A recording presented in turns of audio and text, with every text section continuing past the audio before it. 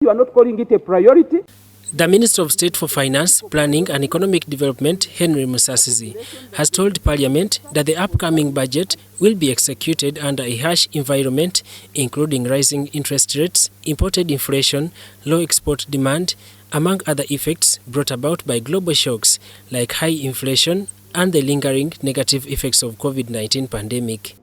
And here we are in the BFP, we are saying the discretionary resources are declining from 25 to 22.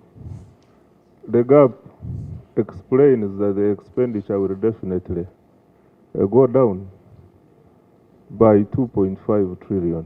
In a presentation of the National Budget Framework Paper for financial year 2023-2024, government expects to increase external financing and reduce public debts in order to maintain a steady economic growth.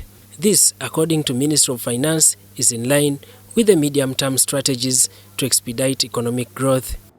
That's why we are here actually today to request you to ensure that we fully align ourselves, not only on paper, but in terms of the budget we are going to make for next year.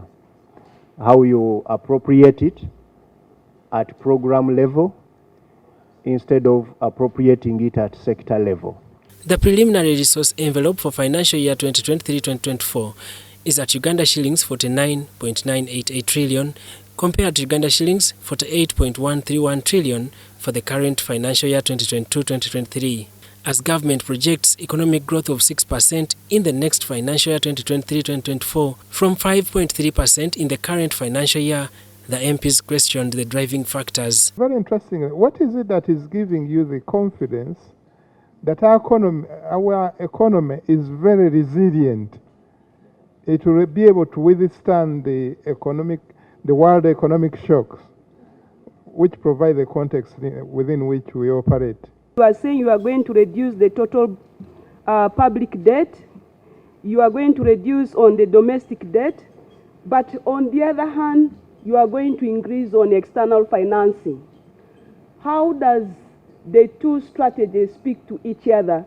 Because this country wants to see a reduction on borrowing.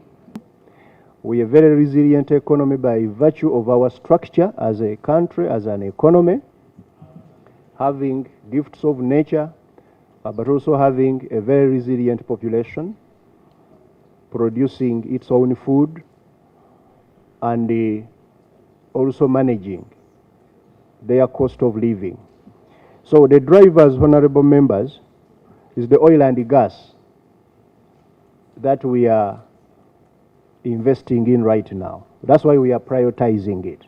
In order to fund the key priority sectors, government expenditures will have to be constrained to fit within the expected resources. The budget should be incremental.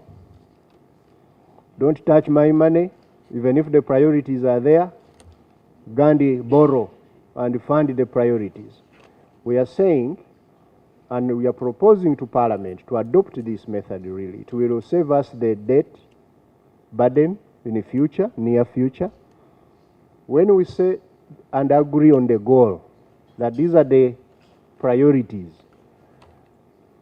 let the resources move from areas which are ceasing to be priorities, except the fundamentals. Daniel Mugoya, Gloria Gwitabinji, UBC News.